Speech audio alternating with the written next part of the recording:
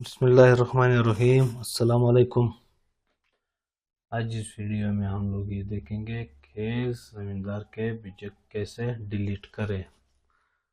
तो सबसे पहले हम आ जाते हैं बीजेक की फहरिस्त पर। बीजेक की फहरिस्त पर आते ही हम लोग डिलीट बीजेक हम लोगों ने यहाँ से प्रेस कर दिया। जो हमारे पास बीजेक है, मैं जिसको भी डिलीट करना चाहता हूँ, जिस तरह बीजेक बनाते वक्त सारे एक जगह पर मुख्तलिफ खातों में, यानी फर्ज साल में इसकी साफ़ी चली जाती है, खाते में साफ़ी चली जाती है और उसके बाद जो है चालानों की जगह में जाते हैं। इसी तरह जब सारा काम एक साथ हो सकता है तो डिलीट करने पर सारा काम भी एक साथ होगा, क्योंकि डिलीट भी जहाँ से एकदम काम आ जाता है, एक ही जगह से आ जाता है, तो एक ही जगह से डिलीट भी हो सकता है। अब जैसे कि इसको मैंने डिलीट कर दिया, इसी तरह खरीदारों के खाते से भी निकल चुका है, ज़मींदार के खाते से भी इसके तफसीलात निकल चुका है।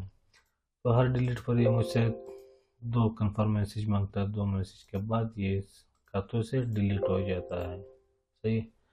अब इसका एक ये तरीका है। दूसरा तरीका इसका ये है कि रोजनामचे से कैसे डिलीट करें। तो जैसे हम लोग रोजनामचे पर होते हैं, रोजनामचे में से भी हम लोग डिलीट कर सकते थे। तो इसके लिए हमें कंट्रोल D यानी CTRL जो है और D जो है वो प्रेस करना है। तो इसके बाद हमें डिलीट का ऑप्शन दिखेगा, जिसकी शॉर्टकट यहाँ भी मौजूद है। हम लोग जैसे देखते हैं फाइल में से फाइल या मस्जिद में से चेक कर सकते हैं। तो ये कंट्रोल D वाला, इसको जैसे हम लोग प्रेस कर देंगे तो हमारे पास ये फहरिस्त आ गया। इसको जैसे हम लोग डिलीट करेंगे